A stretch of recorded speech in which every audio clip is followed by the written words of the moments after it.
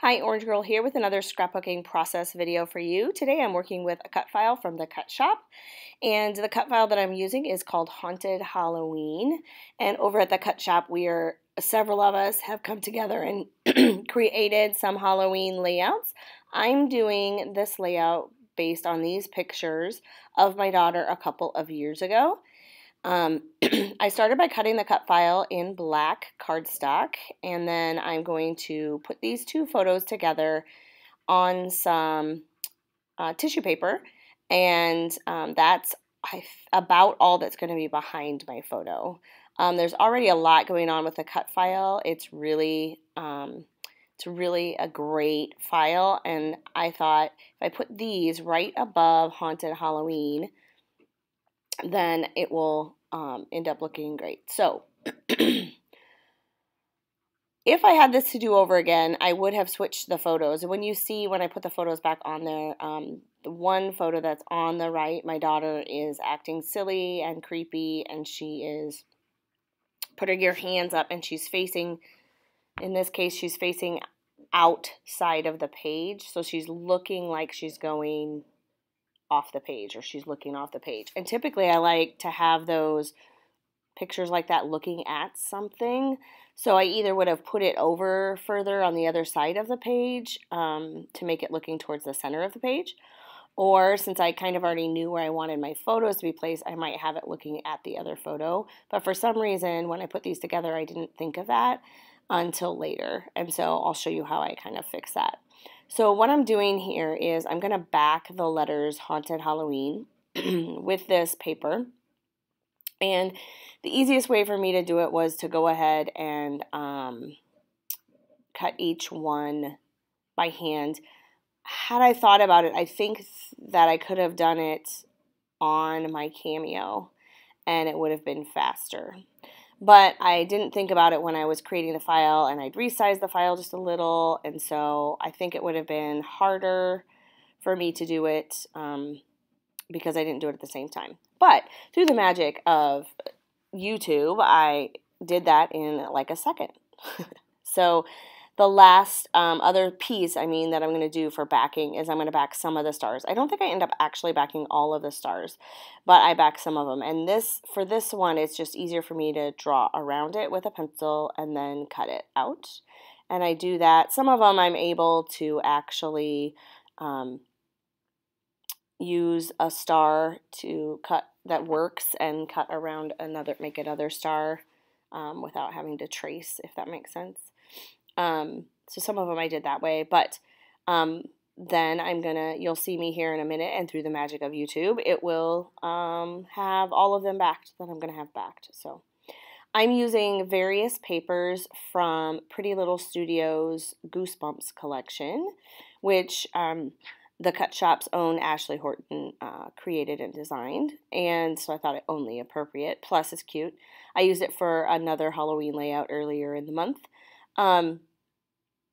This one took me a little bit to figure out how the stars were. So once I did that, then I ended up being able to cut them a little bit faster. So this first couple are taking a little while, but then after that, so what I'm trying to do here is figure out, are they all the same? Are they flipped?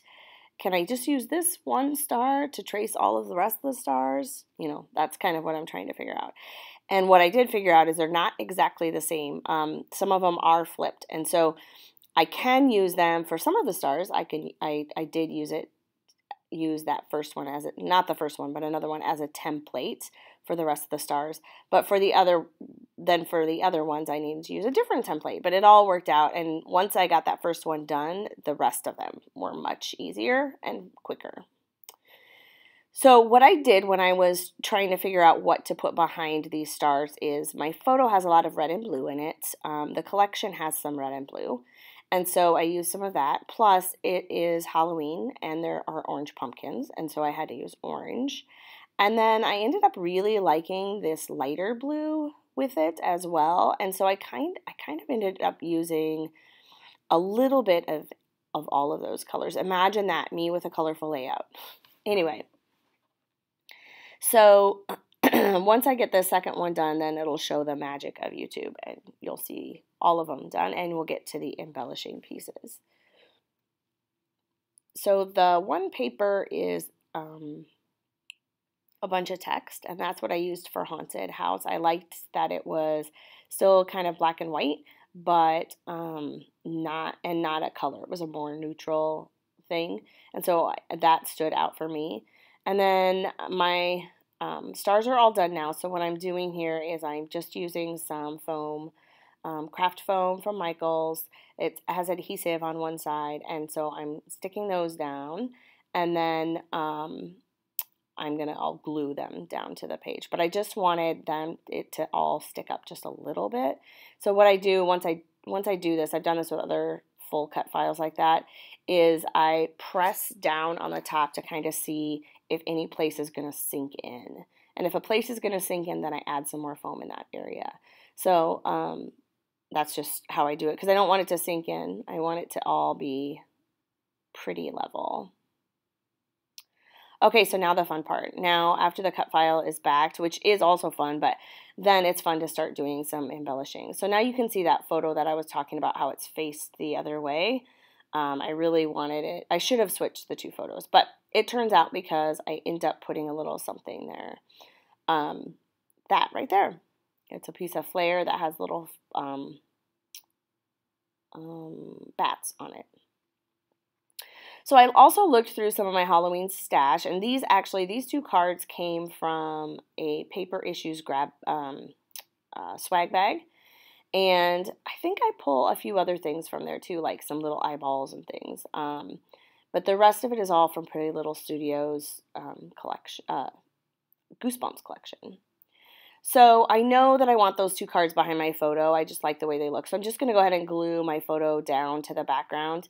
I'm not usually someone that glues things as I go. I usually put things all on there, and then once I get them all on there, then I start to glue them down. But there are a couple of things that I saw that I knew I wanted, so I just went ahead and glued those on too.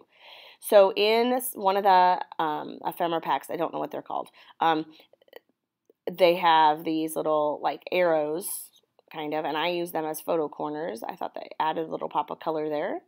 And like I kind of said earlier, I'm not going to add a ton because there's already so much going on with this great, big, gorgeous layout.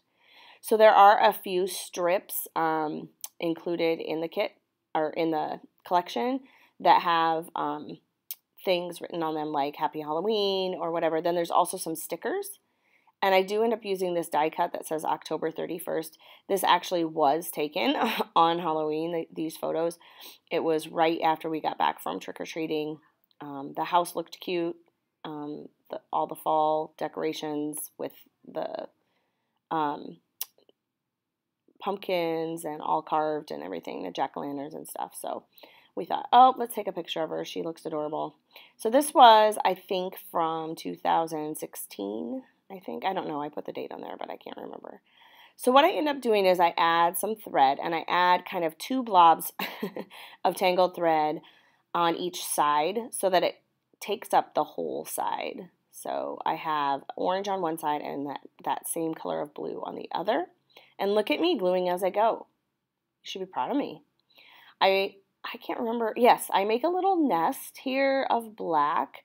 I don't always make nests. Missy makes nests sometimes for her flare, and I don't always do that. I sometimes just keep it messy, but I really thought it added to the look today for this layout. So I'm going to add some stickers here. Happy Halloween. These aren't stickers, actually. These are from the ephemera, and I think it says Ghosts and Ghouls, and then some stars. I'm going to add some stars to the layout.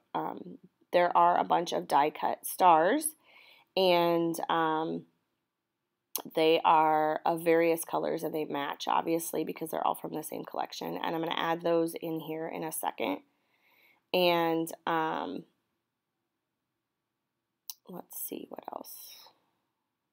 That's about it, really. I add the stars. When I'm picking out the stars, I'm thinking about colors.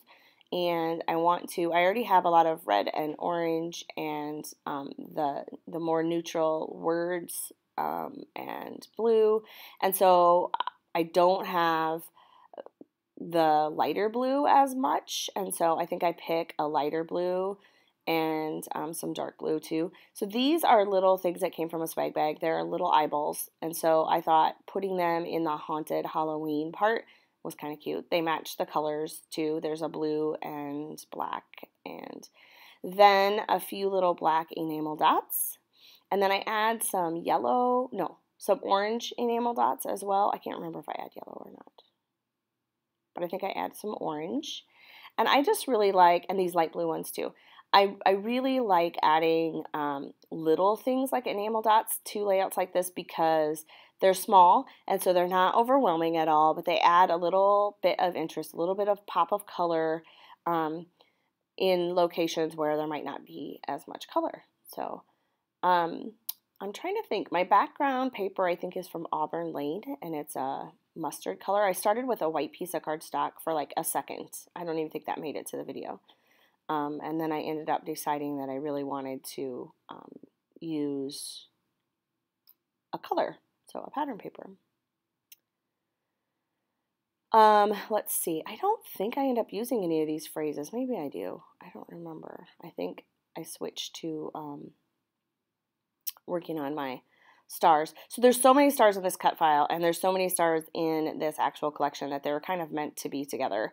So I pick my stars. One of them, that bigger one, has many of the colors in it, and then the other ones are more solid. So I have a blue and a yellow and a lighter blue, and I end up adding some star or some pop. I make sure that my dots, those things right there, what are they called? Enamel dots. Yeah, those.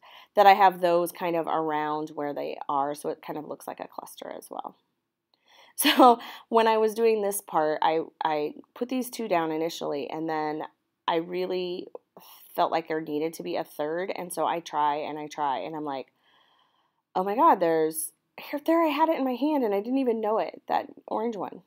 Anyway, you'll see what happens here in a minute. I try to put this one in here, and I take it out, and I put it back in, and I take it out, put it back in. It's just too big, right? And it's not the color that I want either.